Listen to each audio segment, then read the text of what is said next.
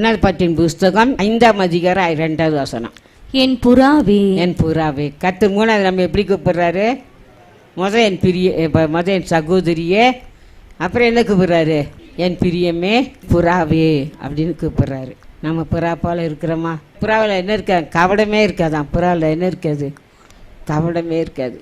ஆண்டவர் நம்மளை அப்படி கூப்பிட முடியுமா? பிரியமே. கர்த்தர் நம்மளை பார்த்து எப்படி கூப்பிடுறாரு? சகோதரியே நான், 2வது என் பிரியமே நான், 3வது என்ன கூப்பிடுறாரு? என் புறாவே. உன்னதப்பாட்டின் புஸ்தகம் 2ஆம் அதிகாரம் 14வது வசனம். கண்மலையின் வெடிப்புகளிலும், கண்மலை வெடிப்புகளிலும், சிகரங்களின் மறைவிடங்களிலும் தங்குகிற என் புறாவே, என் புறாவே, உன் முக ரூபத்தை எனக்கு காமி, உன் சத்தத்தை நான் கேட்கட்டும், உன் சத்தத்தை நான் கேட்கட்டும், உன் சத்தம் இன்பமும், உன் சத்தம் இன்பமும், உன் முகரூபம் அழகுமாய் இருக்கிறது என்றார். அழகுமாய் இருக்குது என்றார். கர்த்தர் நம்மளை பார்த்து சொல்கிறார். யாரை பார்த்து? எங்கே?